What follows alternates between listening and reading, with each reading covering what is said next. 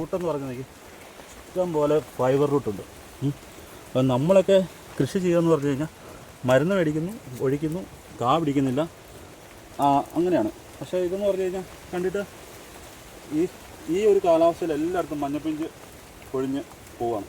ഇവിടെ നമുക്ക് കാണാൻ പറ്റും അപ്പുറത്തോട്ടൊക്കെ എല്ലാം ഒരേ യൂണിഫോമിലുള്ള കായാണ്. അപ്പം ആ സുഹൃത്തിന് ഇതിനെക്കുറിച്ച് നല്ല ബോധം പരിജ്ഞാനമുണ്ട്. ഇത് നിലവിൽ ആരുടെ തോട്ടമാണ് ഇതിപ്പോൾ? ഇത് പ്രവീൺ ചേട്ടൻ എന്ന് പറയും, പ്രവീൺ ചേട്ടൻ. അപ്പോൾ നമ്മൾ ഈ നാട്ടിലെ ഒരു ക്ലൈമറ്റാണ് ഇവിടെ, അല്ലാതെ ഹൈ റേഞ്ചിലല്ല. ചൂട് കൂടുന്നത് മണ്ണപ്പുറത്തുനിന്ന് ഒരു അതിർത്തിയാണ്. അപ്പോൾ ഇപ്പോൾ നോക്കി കഴിഞ്ഞാൽ മനസ്സിലാക്കാൻ പറ്റും. എനിക്ക് ഇതിനെക്കുറിച്ച് വലിയ ഗ്രാഹ്യമൊന്നുമില്ല, പക്ഷേ നമുക്ക് കണ്ടു കഴിയുമ്പോൾ നോക്കി അതിൻ്റെ ഒരു യൂണിഫോം, ആ വേര് നോക്കി, ഇതാണ് അതിൻ്റെ മെയിൻ ഘടകം. ഇതുണ്ടോ, ഈ വേരാണ്, ഈ പക്കുവേരാണ് നമ്മളെല്ലാത്തിനും സഹായിക്കുന്നത്. നിമറ്റോട്, വേര് പുഴു, ഇതൊന്നുമില്ല. നോക്കിയാൽ നമ്മുടെയൊക്കെ വേരിന് അറ്റമില്ല, അതാണ്. അപ്പം കൃഷി അറിഞ്ഞ് തന്നെ ചെയ്യണം. സാറേ, ഇത് എന്ത് സാധനം ഈ ഇട്ടേക്കുന്നത്?